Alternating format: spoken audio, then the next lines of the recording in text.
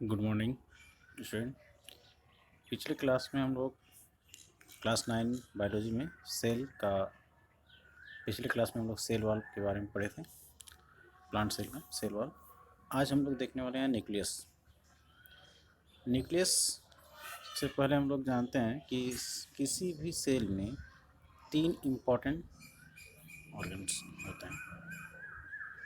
जैसे first cell membrane, cytoplasm और chromatin network या न्यूक्लियस। ये क्रोमेटिन नेटवर्क क्या होता है कि जिससे हम लोग किसी भी पेरेंट सेल से जो हमें डीएनए मिलता है वही नेक्स्ट न्यू सेल में वो प्रेजेंट होता है। तो आज हम लोग न्यूक्लियस के बारे में जानेंगे कि न्यूक्लियस में हम लोग क्या क्या। तो न्यूक्लियस क्या है कि जैसे हम लोग देखते हैं कि किसी भी बॉडी में जो वर्क ब्रेन का होता है वैसे ही काम एक सेल में न्यूक्लियस का होता है, यानी वो पूरे के पूरे सेल को कंट्रोल करता है।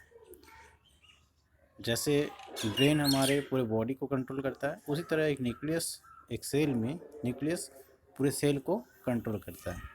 तो यहाँ पे हम लोग देखेंगे न्यूक्लियस में क्या क्या है। तो सबसे पहले हम लोग इस डायग्राम को देख रहे हैं। डायग्राम में स्ट्रक्चर ऑफ न्यूक्लियस, जिसमें सबसे पहला पॉइंट है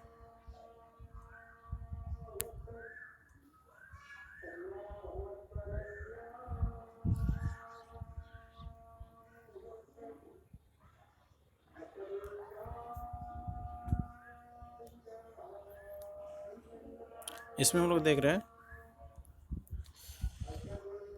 न्यूक्लियर इन्वेलप, या जिसको हम लोग बोलते हैं न्यूक्लियर मेम्ब्रेन। जैसे एक सेल में सेल मेम्ब्रेन होता है, उसी तरह न्यूक्लियस में न्यूक्लियर मेम्ब्रेन होता है। तो न्यूक्लियर मेम्ब्रेन ये भी डबल लेयर का होता है। फिर इसके नीचे में हम लोग देख रहे हैं न्यूक्लियस, एक स्पॉट पॉइंट सर्कल बना हुआ है, ये न्यूक्लियस। और इसमें ये न्यूक्लियर पोर बने होते हैं। न्यूक्लियर पोर क्या होता है कि न्यूक्लियर इन्वेलप या न्यूक्लियर मेम्ब्रेन के बीच बीच में कहीं कहीं पे ये पोर बने होते हैं। और क्रोमेटिन, और इसमें न्यूक्लियोप्लाज्म। जैसे एक सेल में साइटोप्लाज्म होता है, उसी तरह न्यूक्लियर में क्या होता है, न्यूक्लियस में न्यूक्लियोप्लाज्म। तो आज हम लोग इसी सब के बारे में पढ़ेंगे। तो चलिए आगे बढ़ते हैं।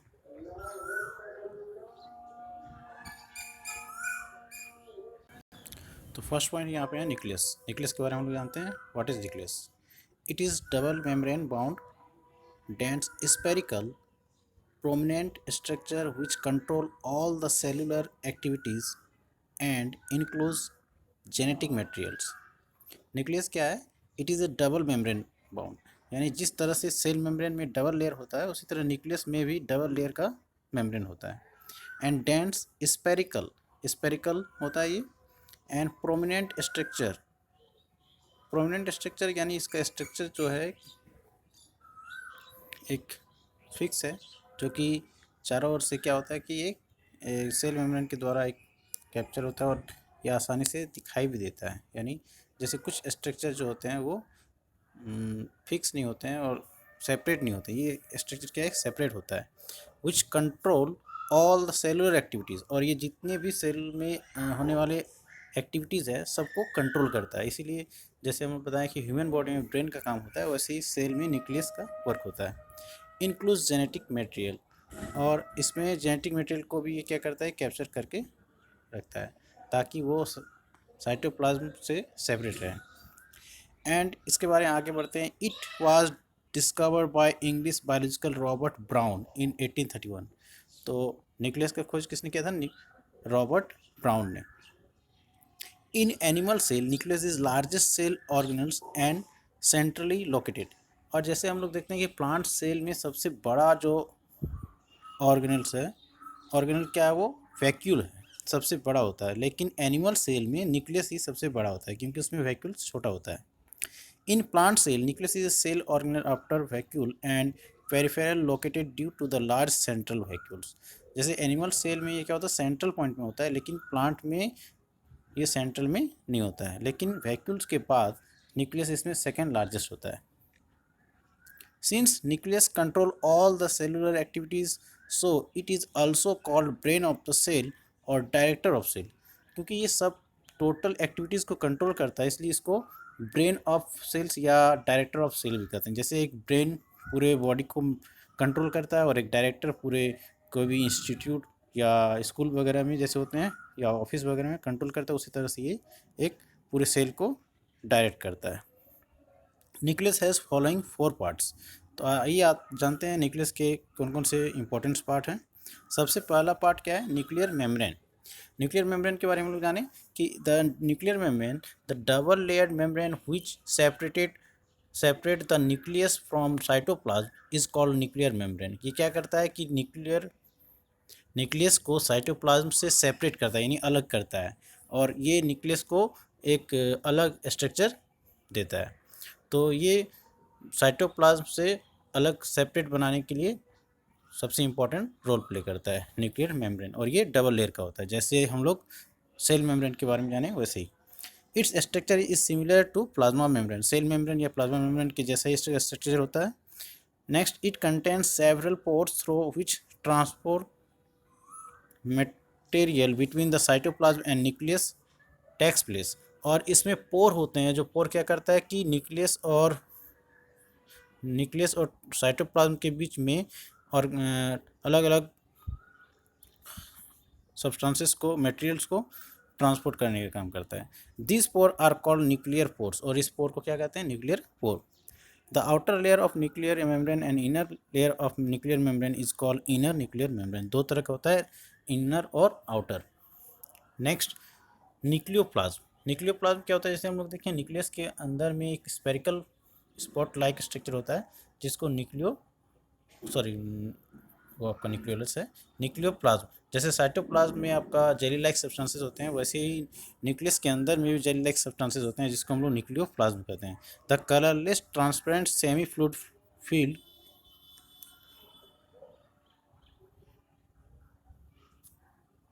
inside the nucleus in which chromatin fiber and nucleolus is present is called nucleoplasm। यानी जिसके अंदर में न्यूक्लियोलस होता है उसको हम लोग न्यूक्लियोप्लाज्म कहते हैं। और उसमें ये कैसा होता है? जेली लाइक सब्सटेंस है। जैसे साइटोप्लाज्म होता है उसी तरह से न्यूक्लियस के अंदर में न्यूक्लियोप्लाज्म होता है। इसमें क्या होता है? क्रोमेटिन नेटवर्क को वो एक तरह से पकड़े हुए रहता है। Nucleoplasm contain various enzymes which help in cellular activities and cell division. और उसमें बहुत सारे एंजाइम्स होते हैं जो क्या करते हैं कि सेलुलर एक्टिविटीज़ और सेल डिवीजन में हेल्प करते हैं।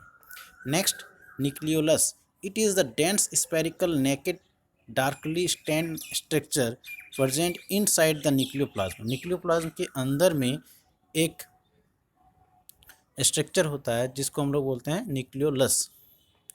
और nucleolus is the site of ribosome synthesize. और इसके अंदर में इसमें क्या वर्क होता है? तो राइबोसोम का सिंथेसिस होता है इसमें, यानी सिंथेसिस होता है, यानी राइबोसोम इसमें बनते हैं। Next, chromatin fibre. Chromatin fibre कहाँ पे होता है? तो न्यूक्लियोप्लाज्म में। It is network of darkly stand long fine thread like structure which is uniformly distributed in the nucleoplasm. Nucleoplasm में ये एक डार्कली और स्टैंड और लॉन्ग और थ्रेड जैसे स्ट्रक्चर का बना होता है जो कि पूरे न्यूक्लियोप्लाज्म में फैला होता है। Chromatin fibre is made up of DNA and और प्रोटीन। ये किस चीज़ का बना होता है? डीएनए का और प्रोटीन का।